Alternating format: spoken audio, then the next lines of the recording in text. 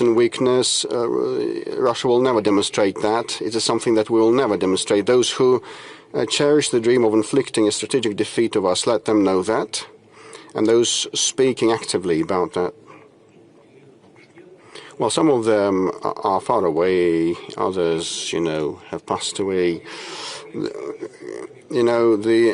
There are no objective reasons related. There are very many reasons related to the man-made or social nature.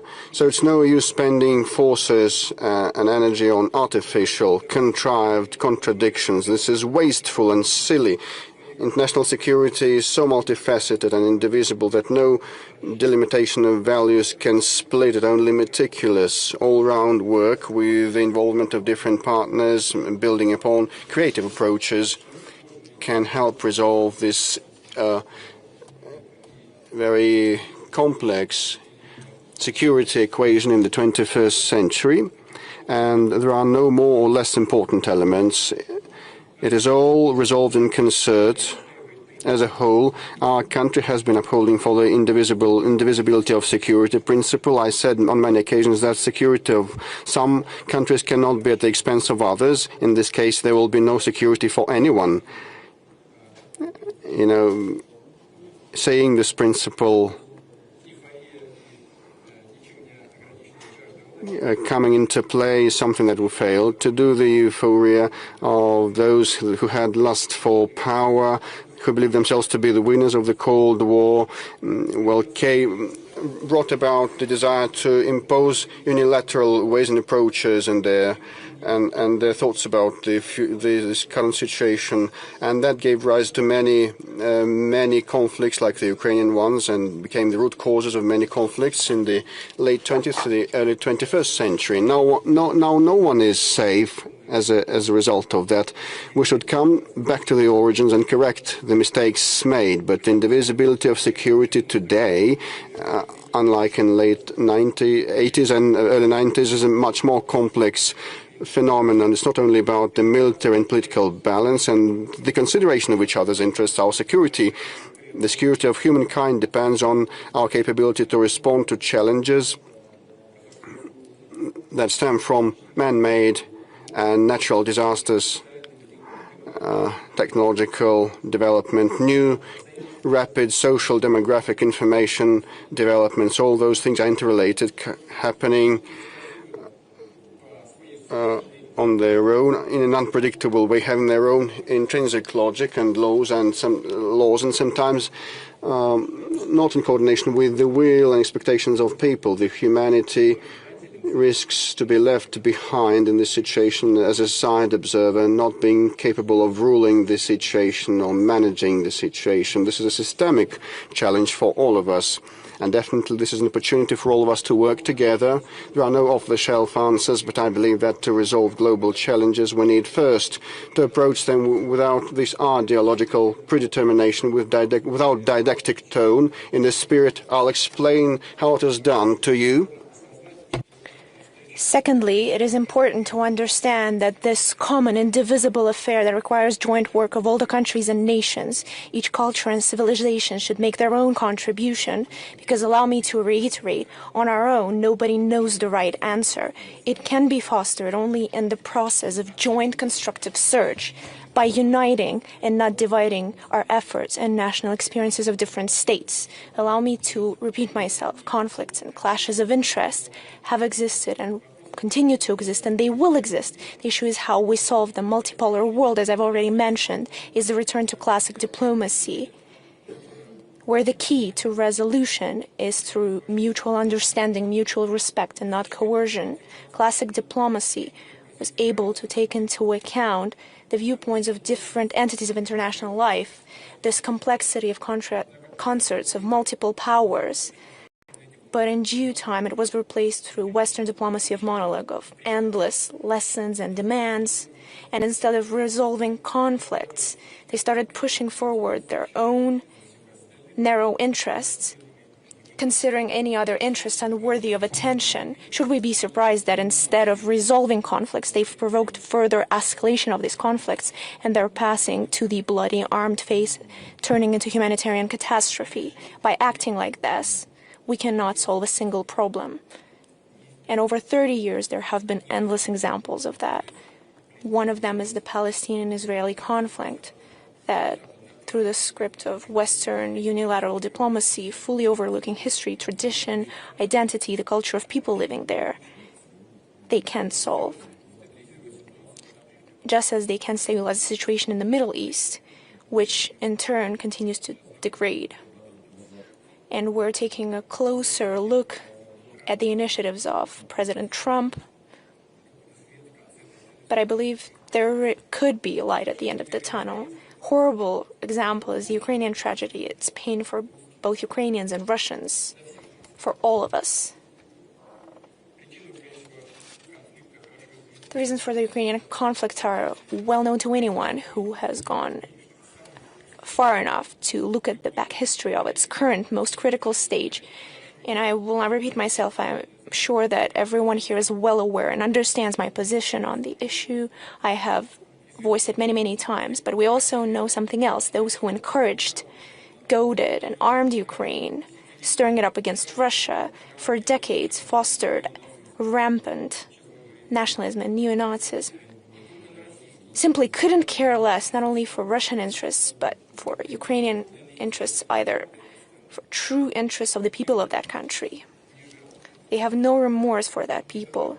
It's nothing but expendable material for globalist expansionists on the West, as well as their serfs in Kiev. The results of reckless filibusterism speak for themselves. Let's ask ourselves another question. Could it be different? And allow me to go back to what President Trump said. He said that had he been in power, that could have been avoided. And I agree with that statement. It's true, it could have been avoided had the work been built differently with the U.S. administration back in the day. If Ukraine hadn't been turned into a destructive weapon in someone else's arms, had they not used the Northern Atlantic bloc approaching our borders, had Ukraine preserved its independence, its true sovereignty. And another question, how should we have resolved bilateral Russian-Ukrainian issues that were obviously consequence of disintegration of a massive country and complex geopolitical transformations? I believe that even the disintegration of the USSR had to do with the position of the Russian leadership back in the day to get rid of any ideological confrontation, hoping that now that we've dealt with communism, now we will build a true flourishing world. No, but it seems that there are other factors at play, geopolitical and factors of different kind, and ideological clashes had nothing to do with it. How should they be resolved in a polycentric world? And how would the situation in Ukraine be resolved? Its different poles would test out the situation of the Ukrainian conflict for themselves. These potential pressure points, rifts that exist in their own regions, and then the collective response would be much more responsible and reasonable. At the basis of resolving would be the understanding that all the participants of this complex situation have their own interests.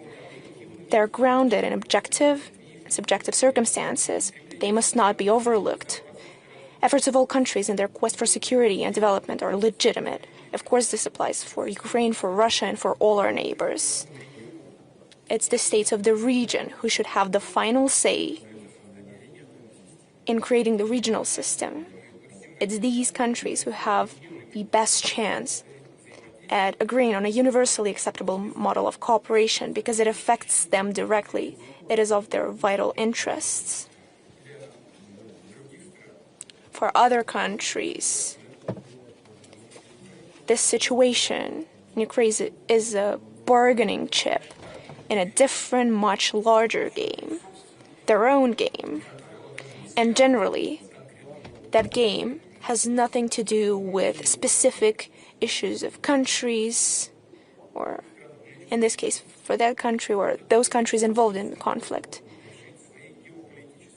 It's just a pretext to solve their own goals as well as to profit from war. That's why they showed up on our doorstep with NATO infrastructure.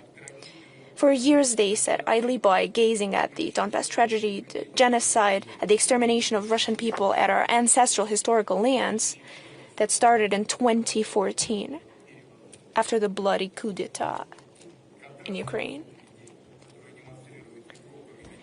In contrast to this behavior that was demonstrated by Europe and, until recently, the US, is the conduct of the global majority states. They refuse to take sides.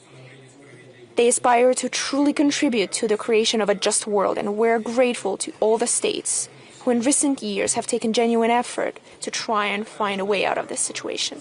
These are our partners, the founders of BRICS, China, India, Brazil, South Africa, the Belarus, North Korea. These are our friends in the Arab Islamic world. First and foremost, Saudi Arabia, the United Arab Emirates, Qatar, Egypt, Turkey, Iran, Serbia, Hungary, Slovakia in Europe, and many African and Latin American countries.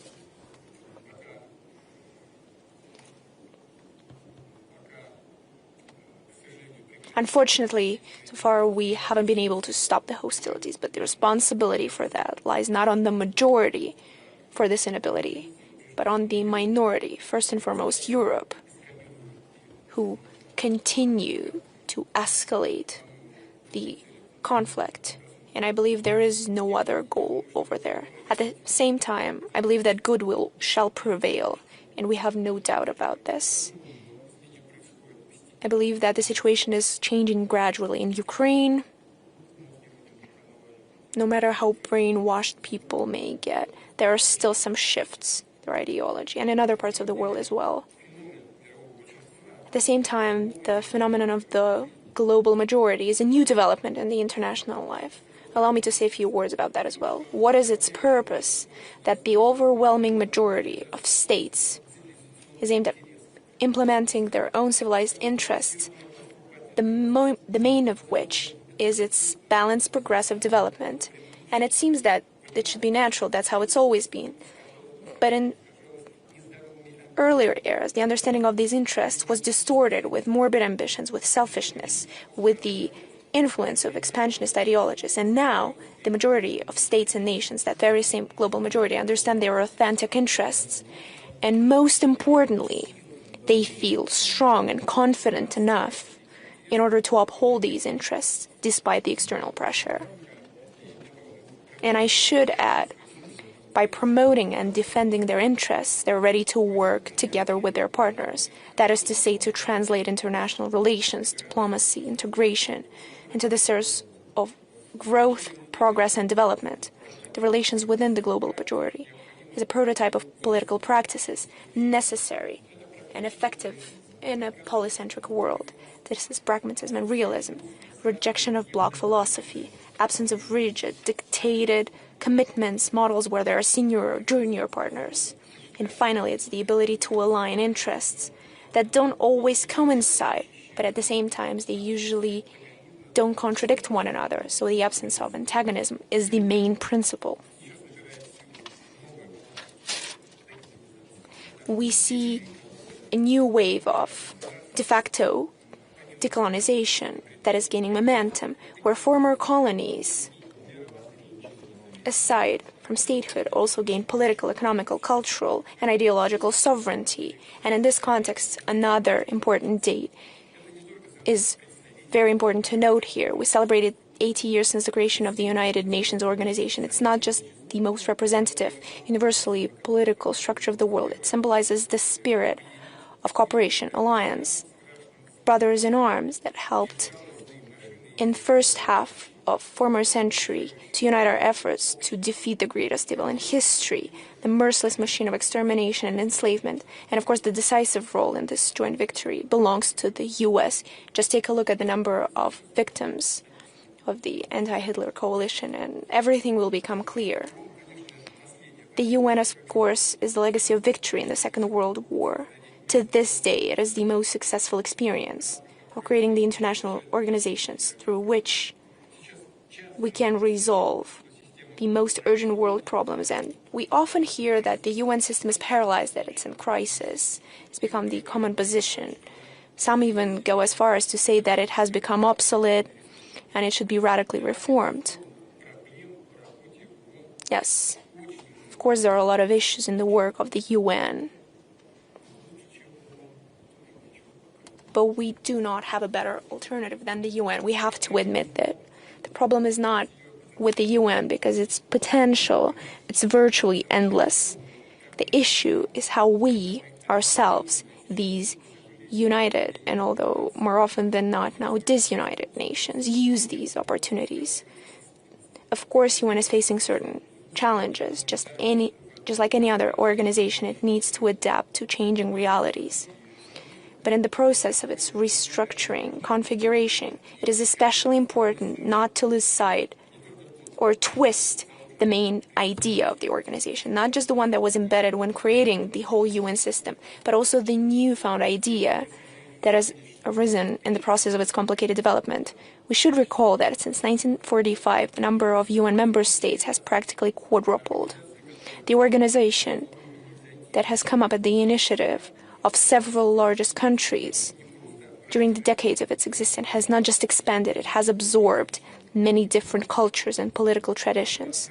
It has gained diversity, has truly become multipolar, way before the world has taken that path. The potential laid in the UN system is only beginning to unfold, and I'm sure that in the new era we're entering, it will only pick up the pace. In other words, now the countries of the global majority form the convincing majority, even within the UN, which means its structure and its governing bodies need to be brought up into the line accordingly, so that it fully aligns with the basic principles of democracy. We will not deny there is no unanimity as to how to organize the world, which principles it should be based on in the upcoming years and decades. We have entered a long stage of searching, in many ways stumbling in the dark. Once we have a new sustainable system, its framework remains unknown. But we should be prepared that for a considerable time, socio-political and economical processes will be hard to predict and sometimes quite nerve-wracking. In order to keep those clear guidelines and not lose our way, we need a strong support. First and foremost, these are values cultivated in national cultures over the centuries, culture, history, ethical and religious norms, the influence of geography and environment are key elements from which civilizations are born.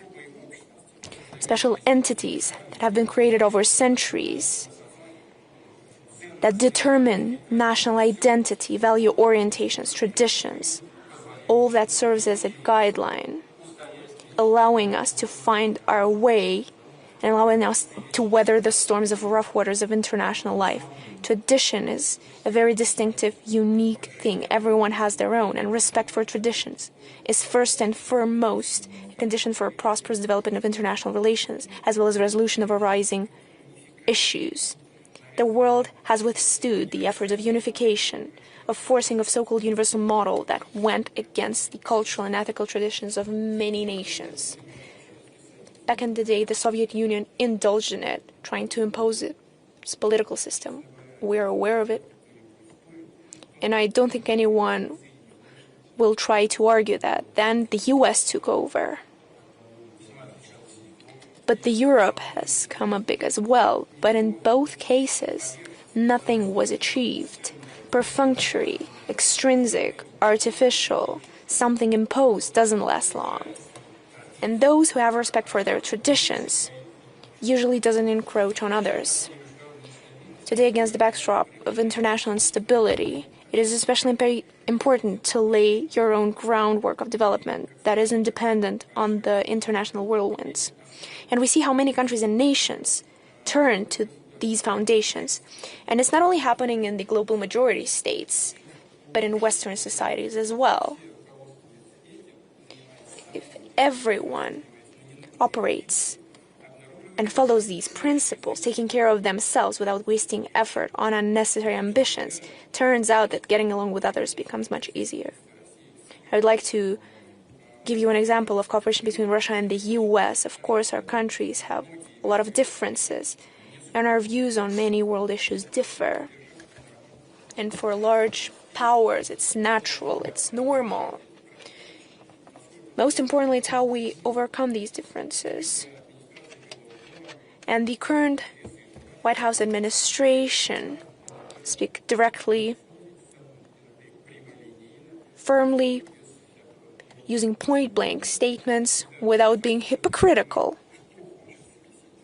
It is especially important to understand what the person wants, instead of trying to drown in the series of ambiguities, in these misty hints. And we understand that President Donald Trump and his team are operating on the interests of their countries as they see them.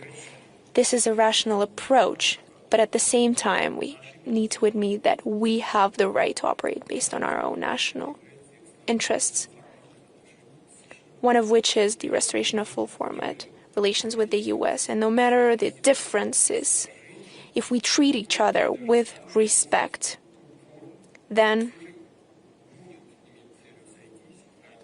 even the most firm, persistent bargaining will still pursue the goal of finding something mutually beneficial, and then we can find solutions to any issues. Multipolar world and polycentric world is a reality that is here to stay. How fast and how effective it will be depends on every single one of us. And this order and this model in the modern world is only possible as a result of universal efforts. The work where everyone participates. Allow me to reiterate, times where the narrow group of the most powerful nations decided for the whole world on how to live is irretrievably gone. And those who feel nostalgia for colonial times, when people were divided into those who are equal or those who are more equal than others, should remember that. This is a famous quote from Orwell's dystopia. We in Russia were never known for such racist approach to other countries, nations, cultures. It has never been our course, and it will never be our course. We advocate for polyphony, diversity, symphony of values. One-color world would be a dull place. Russia's path is tumultuous, and it's full of unexpected turns. The formation of Russia's statehood is a constant overcoming of colossal historical challenges. That is not to say that other states were brought up in house conditions, but at the same time, Russia's experience is quite unique, just as the country that's been brought up in it. And we're not trying to pretend that we're exceptional or supreme. It is just a statement of the fact and of our identity. We have survived a lot of shocks, given enough food for thought, both negative and positive. And we're living in a quite ambiguous international situation that is non-linear. And in any vicissitudes, Russia has proven one thing. It has existed, it continues to exist, and will exist. Things are changing. Our role is changing, but it remains a power that is necessary in order to preserve harmony and balance. This is a time-tested, history-tested fact. And it's unconditional. But in today's multipolar world, this harmony and the balance that I've talked about can only be achieved through joint work. And I would like to assure you that Russia is prepared for such work. Thank you so much for your attention.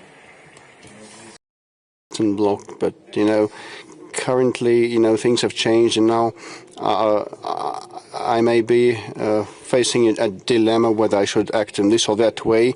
But if I act in this way, this will impact those stakeholders. If I act in another way, this is impact someone else. So, and you know, well, in several occasions we opted for an omission. When sometimes it is wiser to exercise restraint than to act. And these are the realities of today, and this is something happening in practice. Well, at school, have you been playing chess? No, I was a chess player anyway. Good. Then let me continue with respect to what you have said.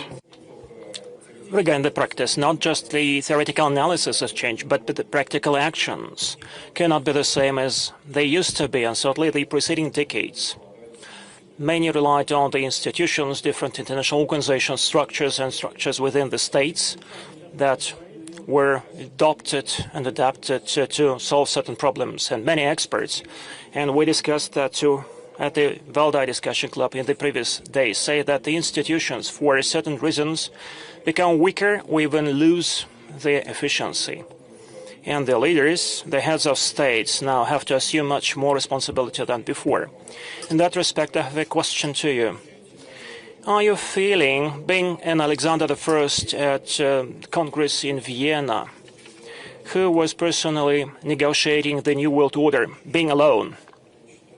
No, I do not feel like this. Alexander I was an emperor, and I am a president elected by popular vote for a certain term. This is the biggest difference, number one. Secondly, Alexander I used might to unite Europe, defeating the enemy that had invaded our territory. We recall the Vienna Congress and all other things and what was done by him with respect to where the world was heading. This is a contentious thing, whether monarchies were to be restored anywhere across the board, or one should have tried to turn the wheel of history in a different direction, looking at the nascent trends and heading this new progressive movement. But, you know, this is a digression from your question.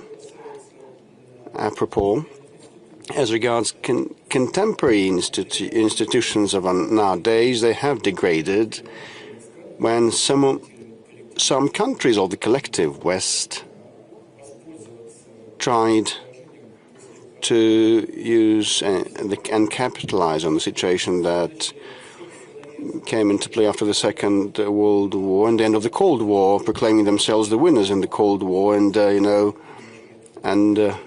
many countries started exercising resistance and balking.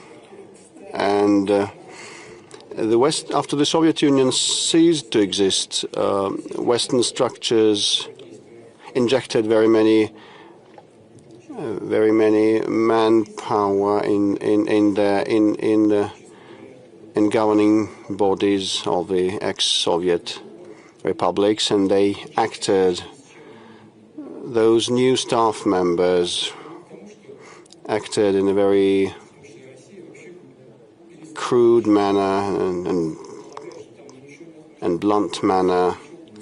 And OSCE, why was the OSCE created and established? To resolve complex issues in Europe, and it boiled down finally to becoming a venue and a platform to discuss human rights in the post-Soviet space. Well, listen, there are many problems in this respect, but you know, in Western Europe too, they have problems, and this Department of State of the United States paid heed to the fact that they started having human rights issues in the United Kingdom.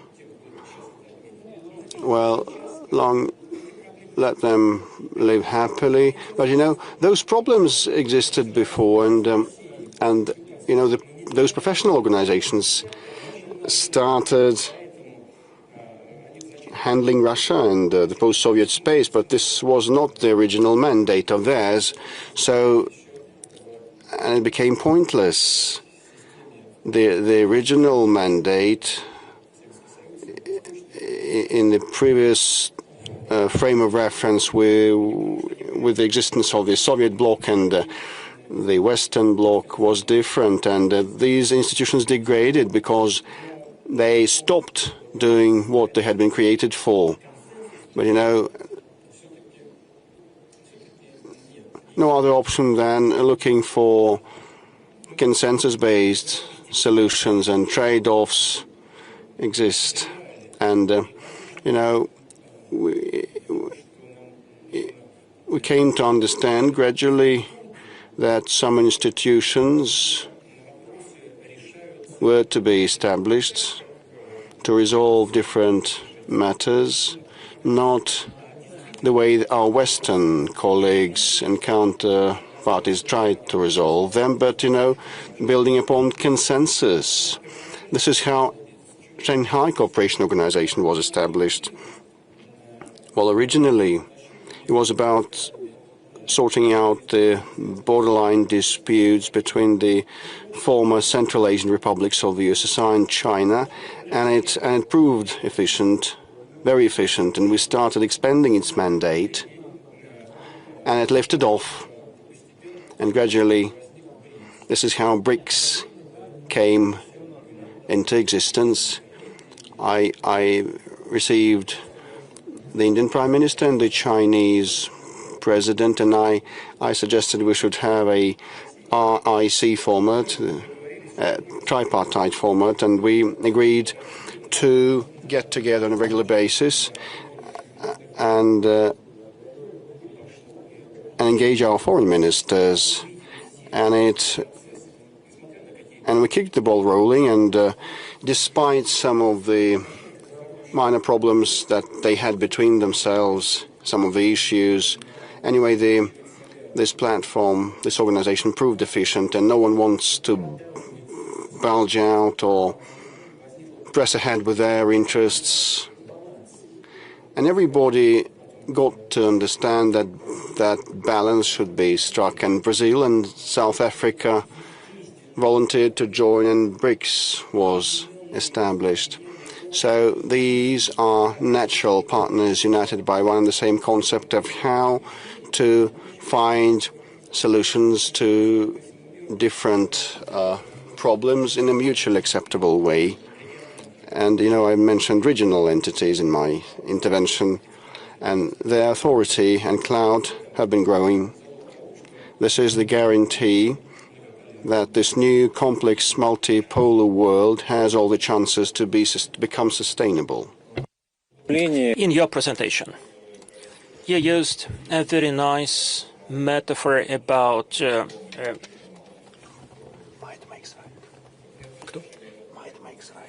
might makes right, or not take a knife to a gunfire. So, and once there are no other means, there is just power that you have to use, and in geopolitics it came for.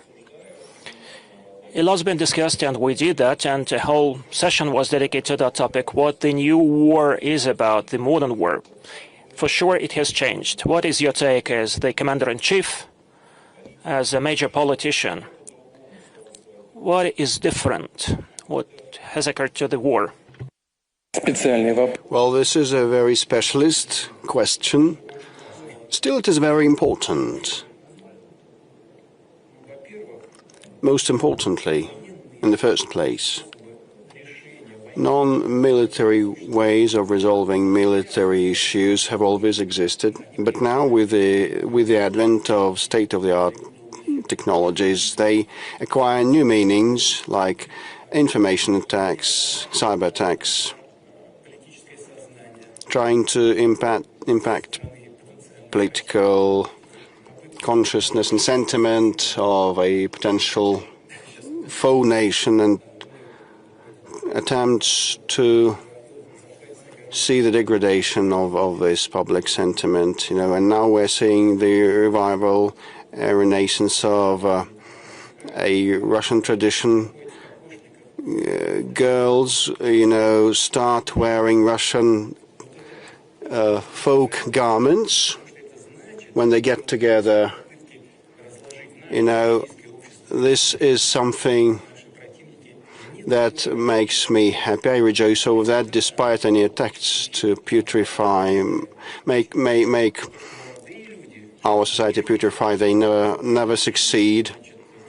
Our youths have their own inbuilt inherent protection against such attempts to impact the public sentiment. And this is a testimony of the maturity and strength of our society. Same refers to attempts to damage our economy and finance, which is also very dangerous. But what if we speak about military components? Many novel things appear because of the advent of new technology. And everybody has heard, but these are unmanned aerial systems in the water, in the air, and on the ground. Unmanned vessels, autonomous vehicles, and aircraft. These are of dual use. All of these are of dual use, and this is one of the peculiarities of today. Many things applied at battlefield are of dual use, many of the items. Let's take the unmanned vehicles. They may be applied in medicine and while delivering food and carrying different cargoes, and at battlefield too. But that gives rise to the need to develop this reconnaissance and jamming systems. And tactics, combat tactics at the battlefield have been changing.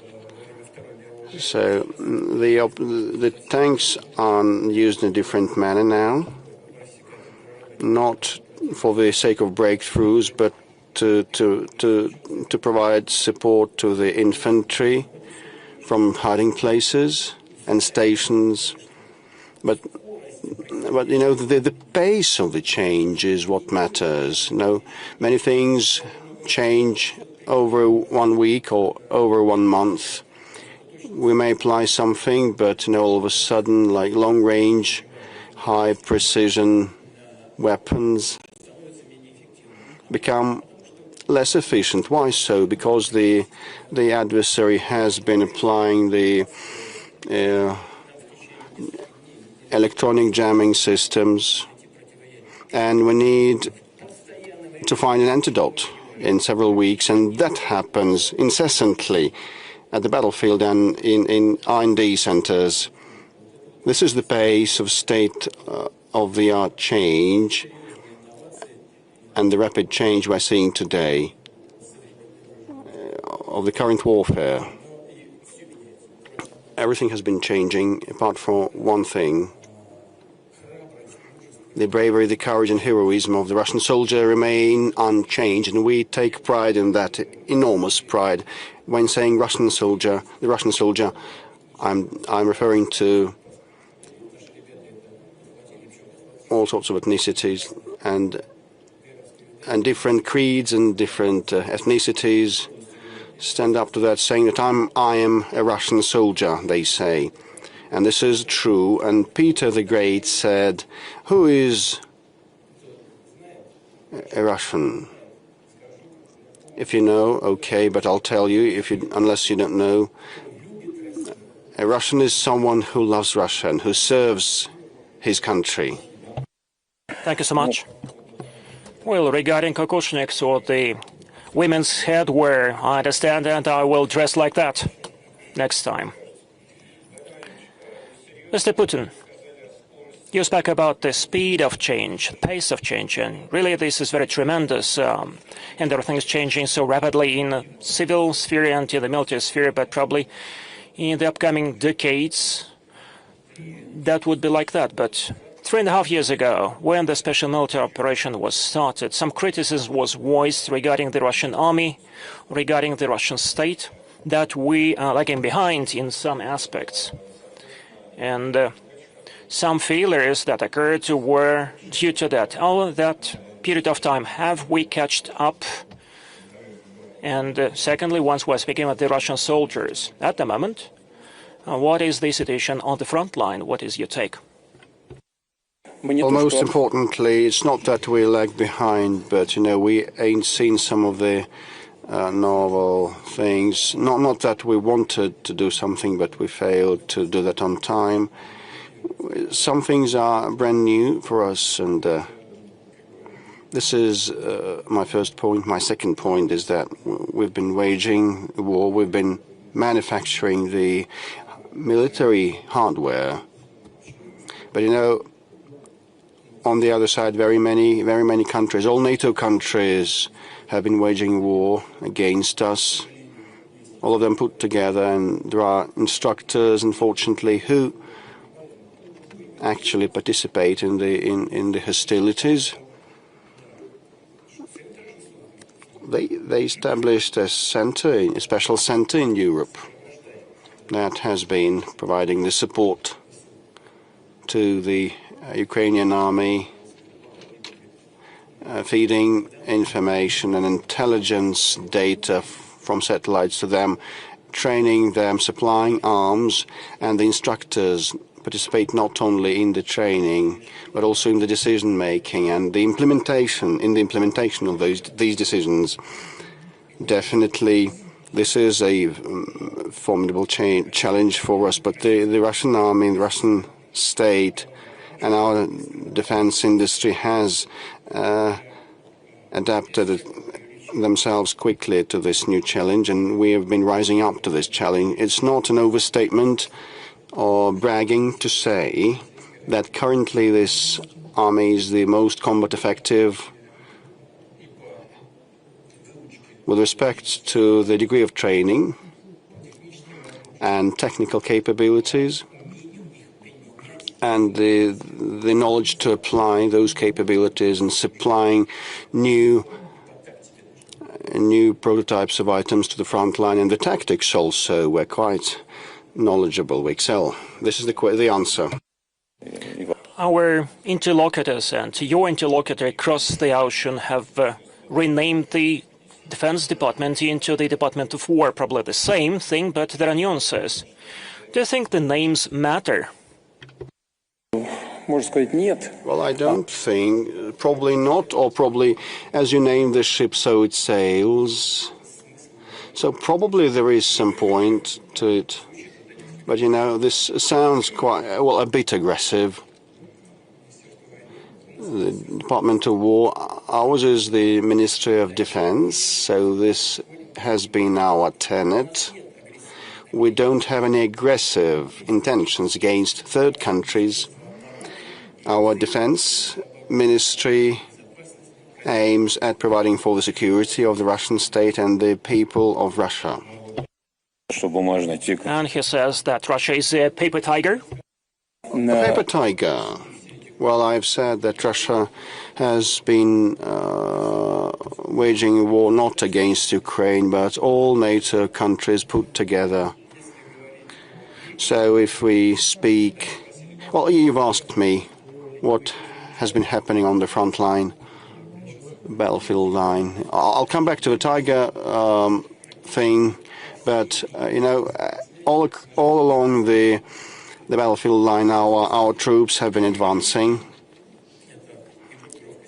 The Northern Group in the Kharkiv region, there's a location of Volchansk, and in the Sumy region, there's also a location called Yunakovka.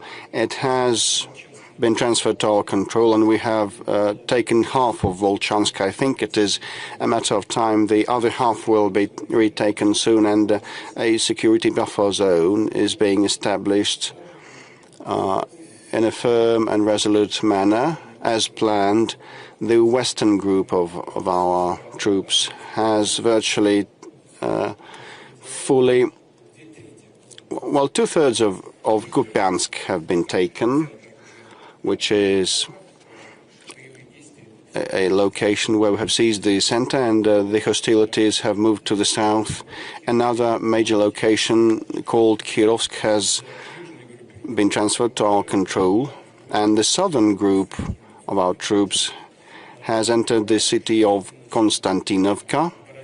This is one of the defense bastions like Konstantinovka, Sloviansk, and Kramatorsk, which are the fortifications that had been created for more than 10 years with the help of the Western professionals and military professionals. But we have approached and entered those, including also Seversk, a major location too.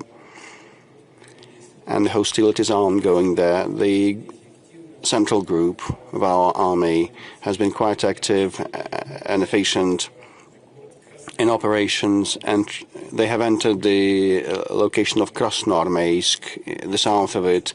I will not delve into detail, also because I just don't want to inform our foe, strange as it might seem, because this might seem strange, my words, but actually they don't know what has been happening. They have very little coordination, so I would not wish to supply information to them, but, you know, our soldiers work there, okay. With respect to the eastern group, it has been advancing rapidly at a good pace in the north of Zaporozhye region and Dnipro region, and the Dnieper region, regional group also is quite effective and confident. So 0.13% of Lugansk region is what is still controlled by the adversary, so we will retake that, and 19-something% is still controlled by of Donetsk region is still controlled by the adversary. 24 to 25% is the remaining territory under the control of the Zaporozhye and Kherson regions, and I'm in control of the Ukrainians, and we hold the strategic initiative in a confident way in all these locations, but actually we've been advancing steadily and resolutely. Are we a paper tiger? Then what is NATO in this case?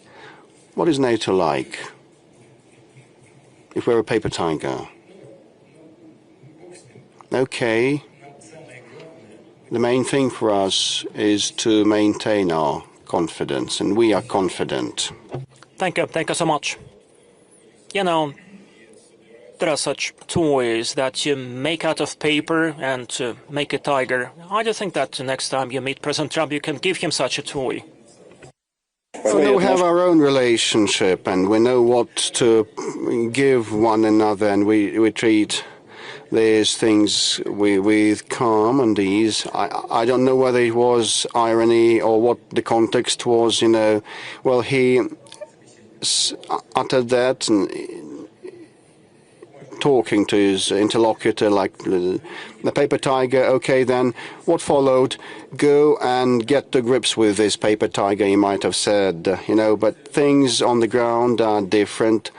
Actually, the problem is, well, they receive, the Ukrainian army receives a lot of supplies of arms, as many systems as they need, but you know, in September they have lost 44,700, and around half of that is irretrievable, and the forced mobilization brought in only 18,500 new recruits, and 14,500 have returned after treatment in hospitals.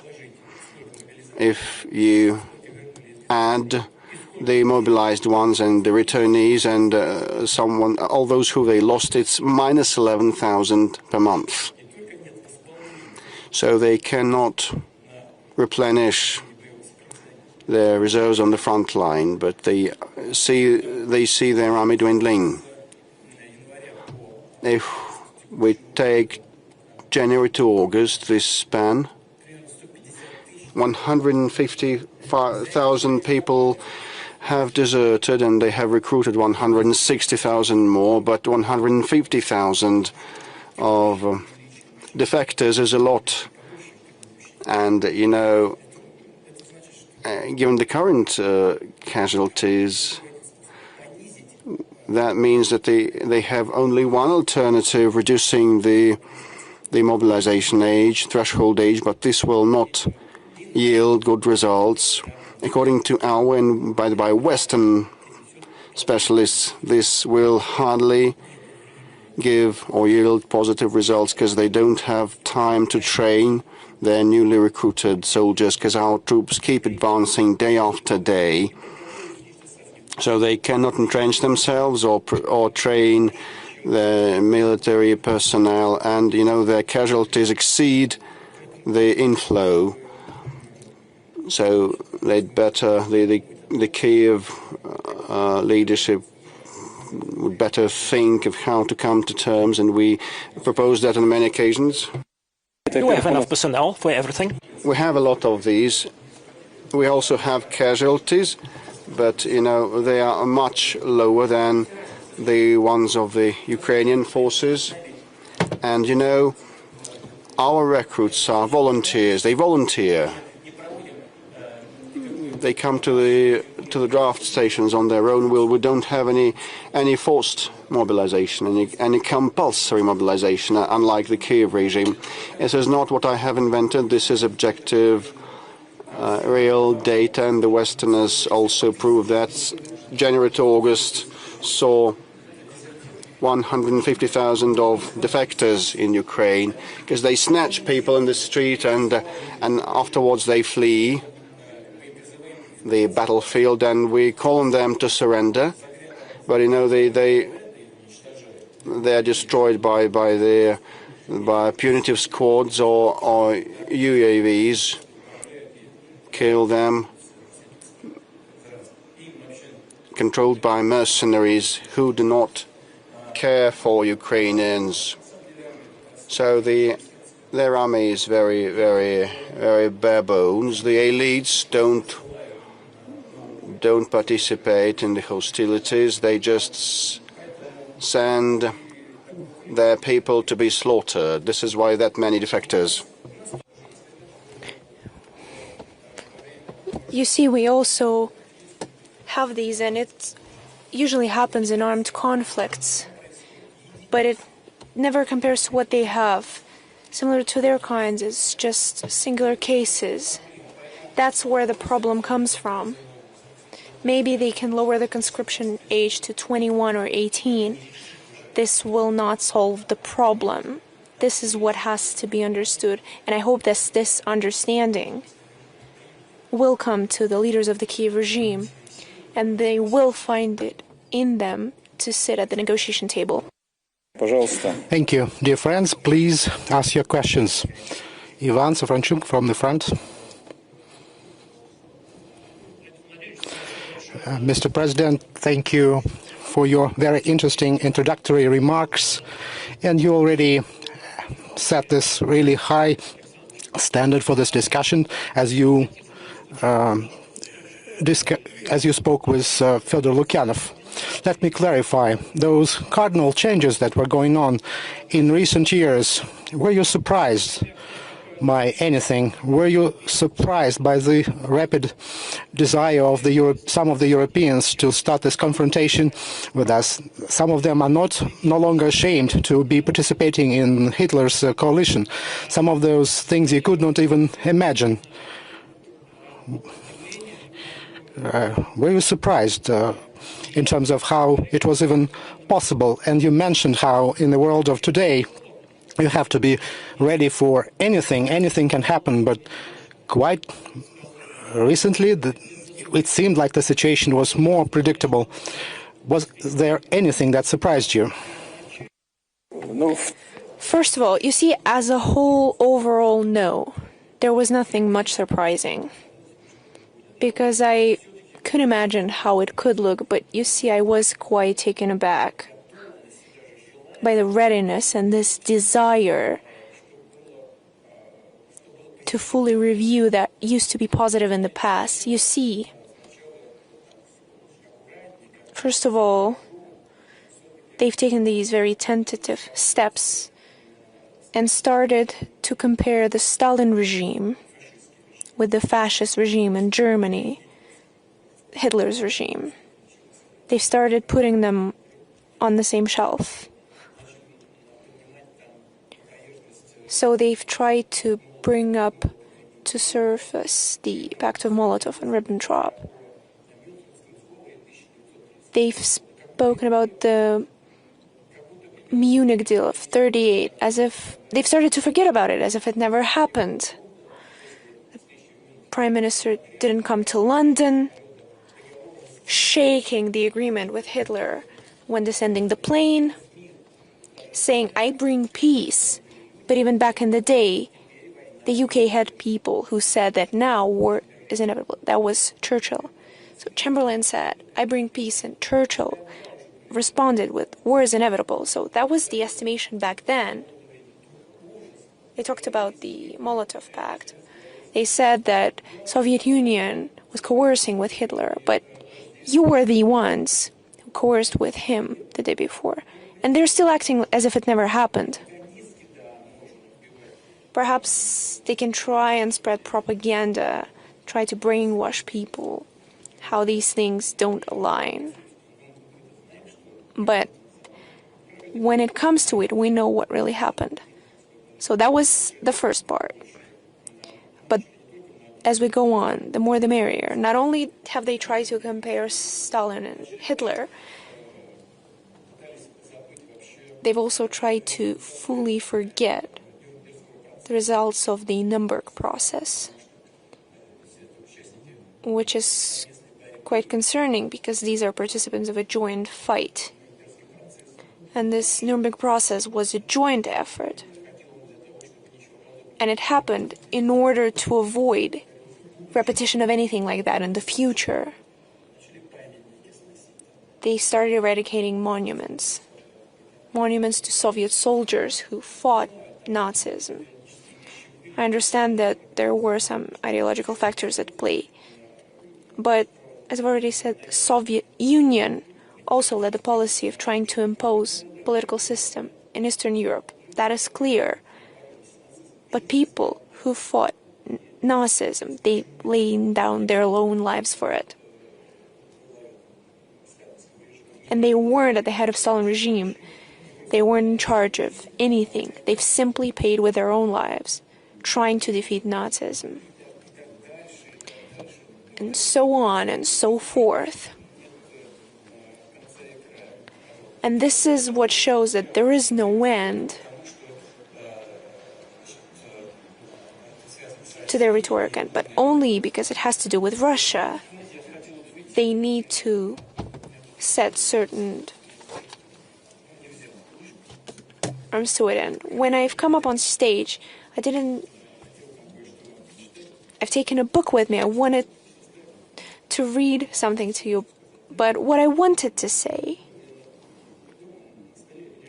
at home, my table, I have a Pushkin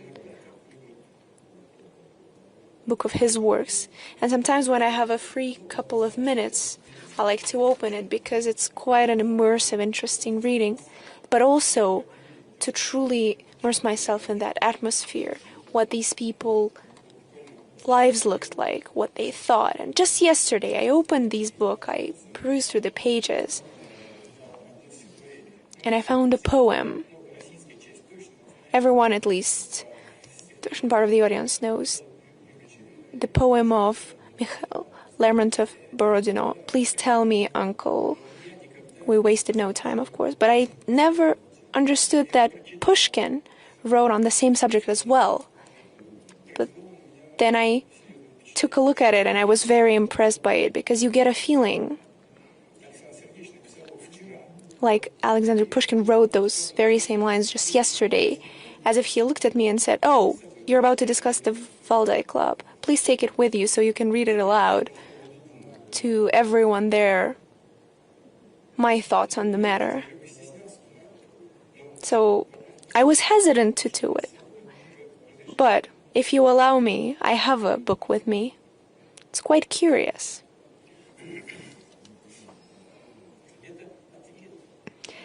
This is a response to many questions. The Borodino anniversary. The great day of Borodino. Remembering the brotherhood, we said a lot of troops went threatening Russia with death. The whole Europe was there, and whose star was leading it on? But we stood firmly on the ground, took bullets to the chest, and the unjust argument was then fair. And then their shameful fleeing, they forgot. They forgot our arms, our snow that buried their fame in the middle of a desert. Their famous feast is so attractive, and they get drunk on the Slavic blood. But their hangover will be hard, and they will sleep for long on the northern fields. You see, this says it all.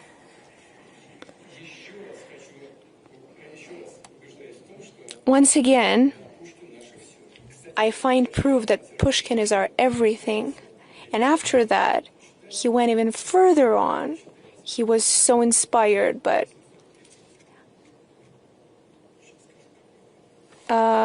I can tell you exactly where that is, so you can take a look as well. 1831, that's when it was written. So you see, the fact of Russia's presence is inconvenient for a lot of people. So everyone tries to play part in this historic event of inflicting strategic defeat and to, of course, benefit from it, to reap a piece from here, from there, but also to make a convincing gesture, but they will not succeed. It's an important comparison. Nawrocki, president of Poland, I think the day before yesterday, as he was... The poem goes on about Poland. He mentioned in an interview that he keeps talking to General Pilsudski, discussing issues of relations with Russia, and you speak with Pushkin. There's no harmony in it. You see, Pilsudski was such a personality who was harboring animosity towards Russia, and under his leadership and under the leadership of his ideas, Poland has made a lot of mistakes between the First and Second World War, because Germany proposed peaceful resolution on the Danzig corridor issue, and the Polish leadership refused to do it, and then fell as the first victim of Nazi aggression. And they also fully recused the following idea. I believe historians are aware of it, that Poland fully refused Soviet Union helping Czechoslovakia. Soviet Union was prepared to do it. We have documents here in Russia. I took a look at them myself, of notes being written to Poland. And Poland said that there would be no way it could lead Soviet troops to Czechoslovakia. And if Soviet planes would fly over, then Poland would strike them down. And then it fell as the first victim of the Nazi aggression.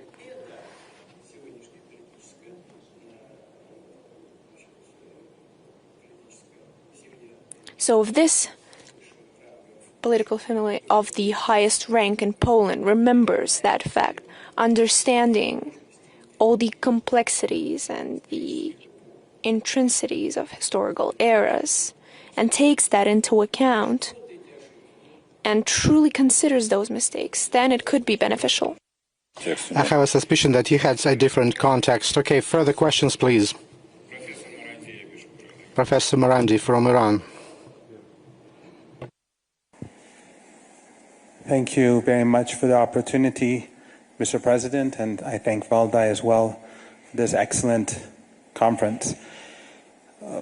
We are all saddened because during the last 2 years we've seen genocide in Gaza and the pain and suffering of women and children being torn apart day and night. Recently we saw President Trump give a peace proposal that looked more like a submission and capitulation, and especially introducing someone like Blair with his history is insult to injury. I was wondering, what do you think the Russian Federation can do to bring an end to this misery, which has really darkened the days of everyone? Thank you.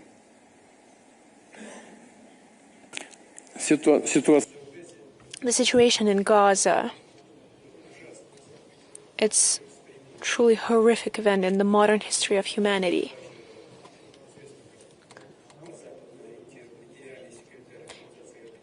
And it's even known how the Western-oriented UN General Secretary Guterres said that it has turned into the largest children's cemetery in the world. What could be more tragic or sadder? As for the President Trump's proposal on Gaza, you see, perhaps it would be surprising, but Russia is ready to support it. Of course,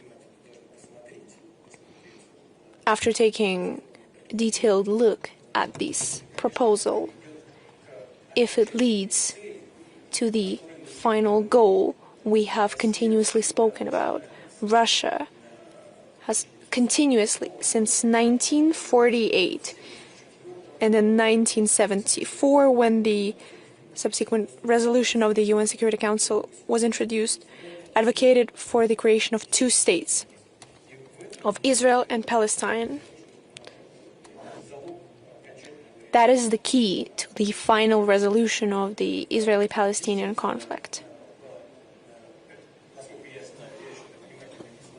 And it's true, I haven't taken a close look at this proposal just yet, but I believe it is proposed to create an international body that would govern for a certain time over Palestine or the Gaza Band. And Mr. Blair should be at the head of it. He's quite known to be a peacekeeper. I personally know him. I have visited his home. I've slept over there. We drank coffee in pajamas in the morning together. Was the coffee good? Yes, quite decent. You see, he has his own opinions, but he's an experienced politician.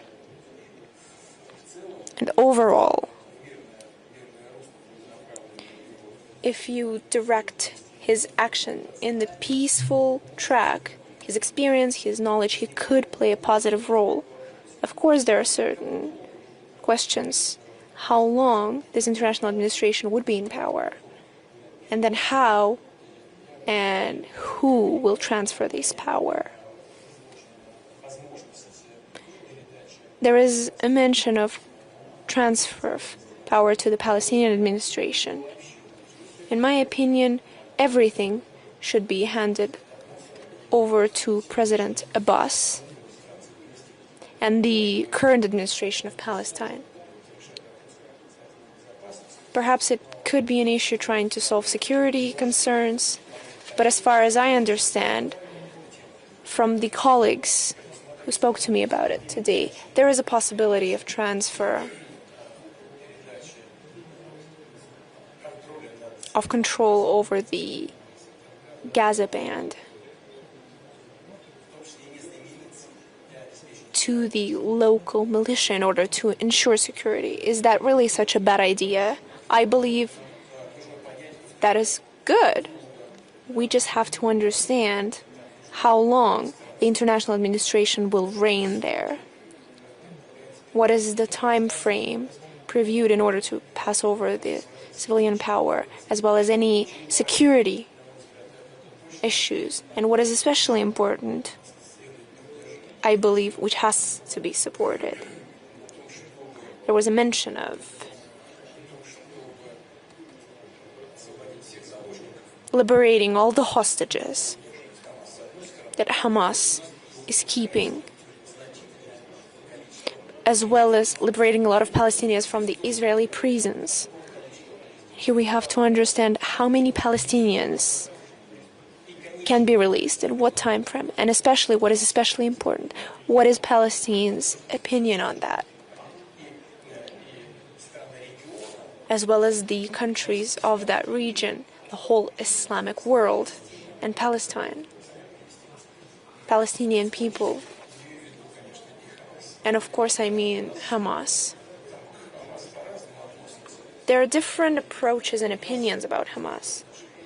We have our own opinion, but we have contacts with them. And it's important for us that Hamas support that idea as well. And the Palestinian administration has to support that as well. These are all the matters that require substantive, detailed research and work.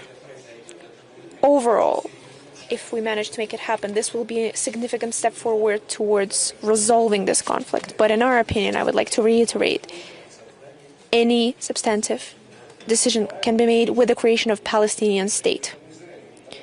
And Israel's approach is also very important. We're not aware of it yet. What's their take on it? I'm not aware of any public statements. But it's not just about their public statements, but at the core, what is Israel's take on it? Will they be ready to comply with what's been proposed by the U.S. president? There are a lot of matters to take into account. But overall, if all the things that I've mentioned can happen, it will be a breakthrough that could be quite positive. Allow me to repeat for the third time. The creation of a Palestinian state is the key to resolution as a whole. I'm not surprised a couple of weeks ago when one ally of the U.S., Israel, attacked another ally of the U.S., Qatar. I was surprised. What about the reaction or the absence of reaction of the U.S.? Понятно. Спасибо. Так, Тара Рид, пожалуйста, здесь. Okay, Tara Reid.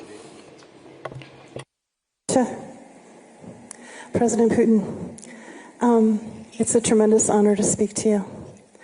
I want to start with a thank you that will lead to the question. I used to work for Senator Biden and Leon Panetta in the United States of America, and I came forward about some things in corruption in 2020, and I was targeted by the Biden regime to the point where I had to flee. Margarita Simenon, who was a hero to me, helped me, and Masha Maria Butina get through. And I was able to get political asylum thanks to you.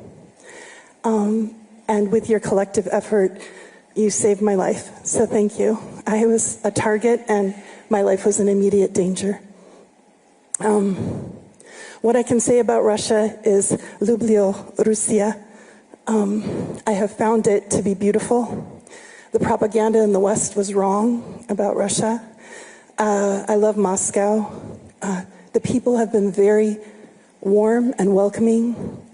It's efficient. And for the first time, I feel safe and I feel more free. I work for RT. And I've really enjoyed it. I'm given a lot of creative freedom to work in my sphere in geopolitical analysis. And so thank you to the Valdai Club for recognizing my intellectual pursuits. I appreciate you. So this is my question. I have met other Westerners that have come here for sanctuary to Russia. Also, for economic reasons and for shared values. How do you feel about watching this stream of Westerners coming in, asking to live in Russia, and will it be easier to get Russian citizenship? And you gave me, by presidential decree, Russian citizenship, which is a tremendous responsibility and honor. So, я русский. Спасибо большое.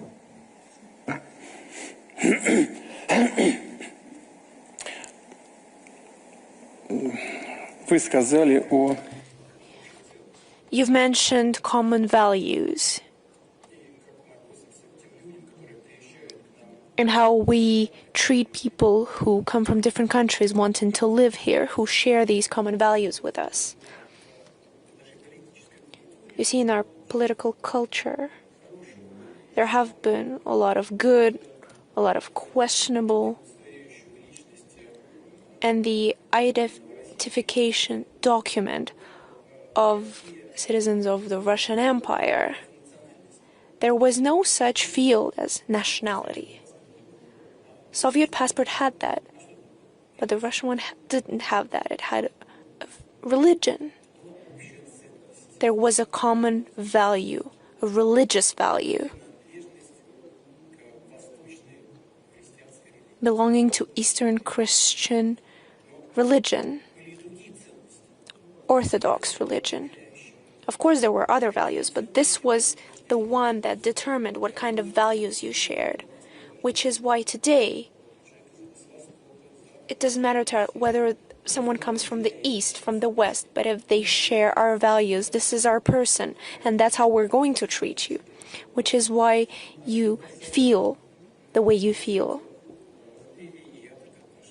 And that's my attitude as well. As for any legal administrative procedures, we have taken decisions that facilitate the chances for those who want to tie their lives, whether it's for a few years, facilitate the process that lowers the barriers for them. It's not that we see a huge inflow, but hundreds of thousands of people, or I believe we've received 2,000 applications, 1,800, and this inflow continues. And it's not just for political reasons, but for values, mostly from European countries.